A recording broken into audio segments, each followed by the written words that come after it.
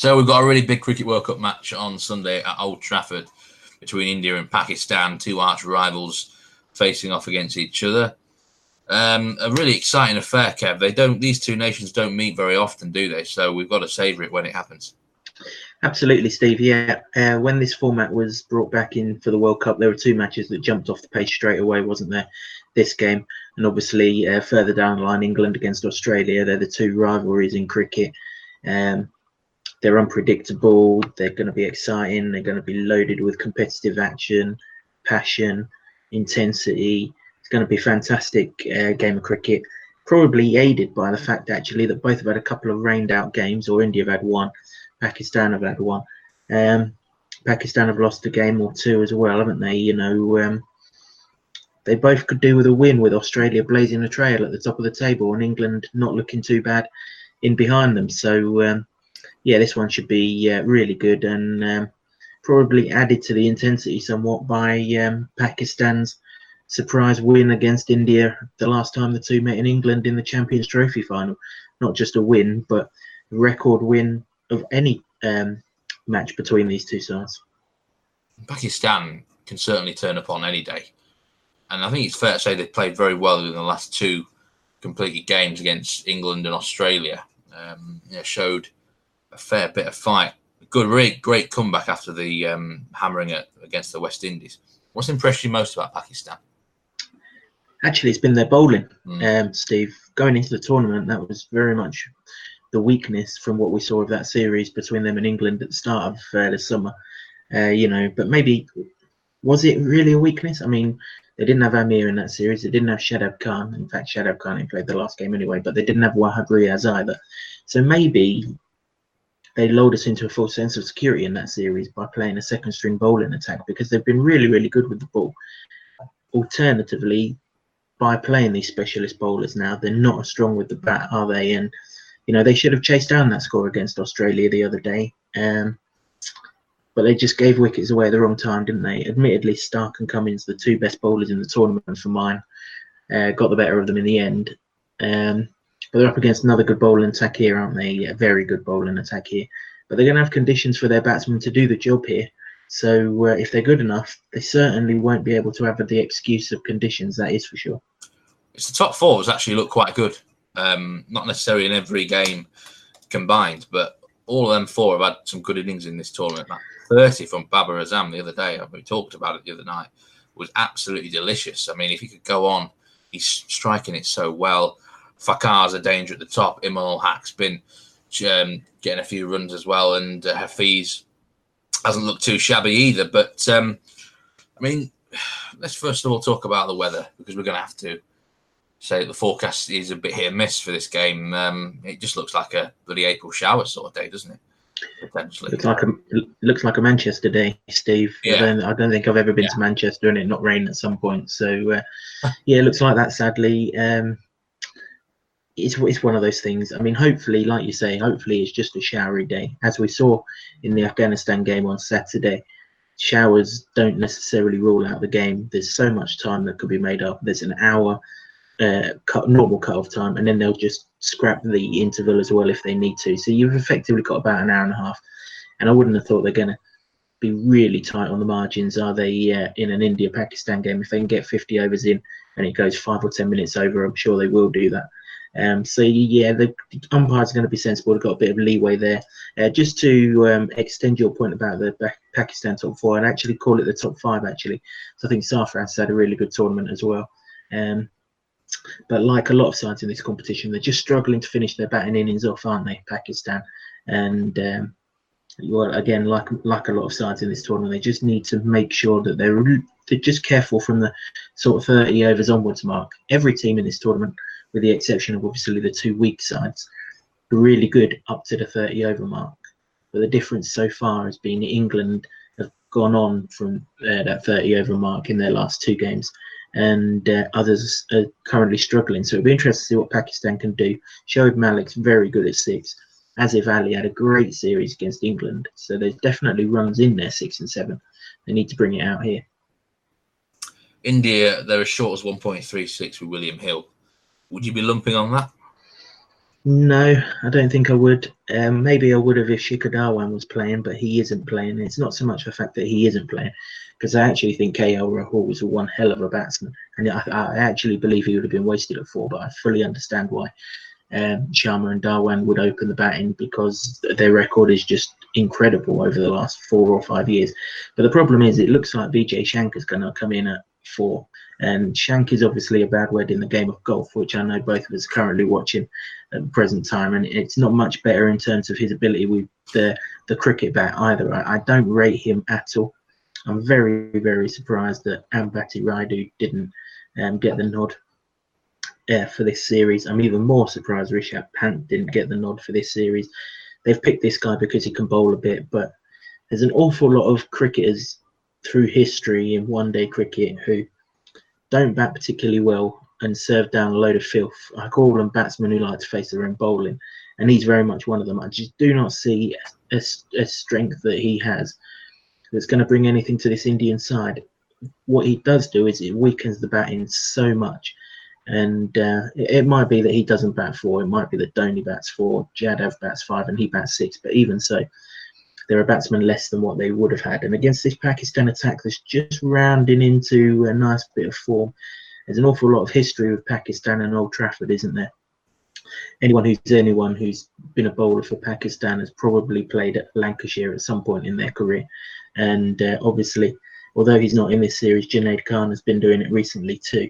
So there's plenty of sort of contacts for the Pakistan side to call upon in terms of how to utilise conditions at Old Trafford and things like that. So I wouldn't be too surprised if Pakistan turn up and give this a real good shot. India are obviously going to bowl well, fantastic bowling attack. I just worry about their batting without Dhawan, in particular with Shankar in the side. So betting for the game then, again, a tricky affair with the weather and two sides that they've had more rain off games than anything else, perhaps a lack of form to go on. But you've got one pick for the game.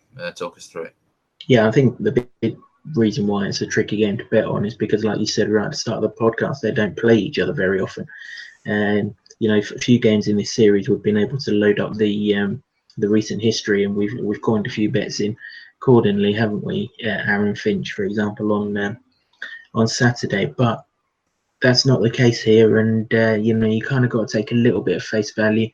Bet with what you've seen recently, bet with what you know, and with that in mind, I've come up with Rohit Sharma to score more than 34 and a half runs, Steve. It's at Betfair, it's 10 to 11.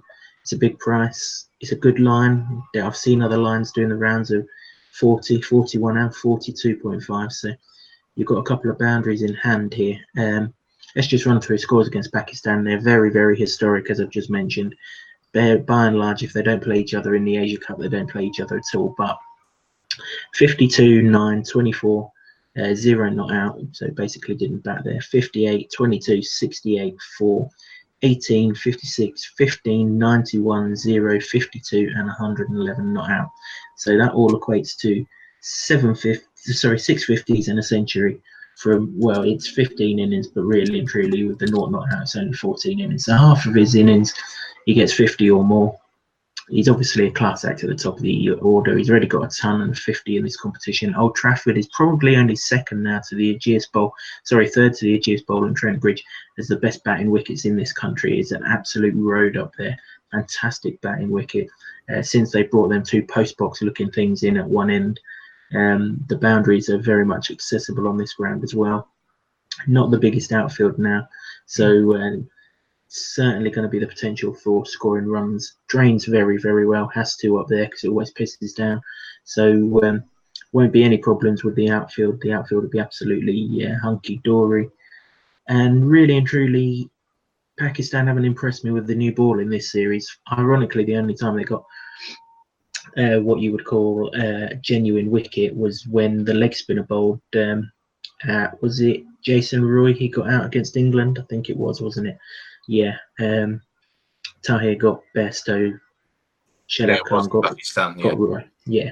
So the seamers shouldn't be a problem. They're not going to bowl a spinner at Sharma or KL Rahul, are they? So see no reason why Sharma can't start well. Generally, he's a batsman who, when he's in form, that form lasts for an awful long time. I know he's had a week off since he last played, but I don't think he'll be sitting on his arse. I'm sure he'll have maintained that form, and I expect him to go very, very well. There's an awful lot of talk, isn't there, that he made a duck in the Champions Trophy final. Well, yes, he did make a duck in the Champions Trophy final, but he's made 50s in the other 3 innings he's played against Pakistan since then, and 4 in his last 5 innings since then. And I mean, if you want to push the boat out here, you can back him to make 50 at odds against.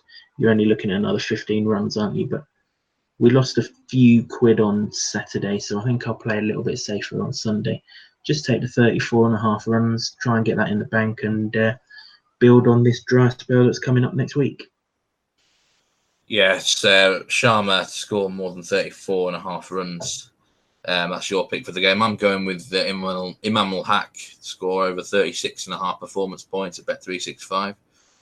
Similar sort of bet, really, but I'm chickened out to some degree. I've got a little bit of a fallback because if rain does reduce this game, then it may well end up getting void. Alternatively, it might cost me a potential winner if, the overs get reduced and he scores a good knock and I won't get paid out. But, Pakistan bat first here. There's no reason why he can't go and get 37 runs straight out and I'm in the book with a winner. So I quite like about Imam Ul Haq. He doesn't give his wicket away.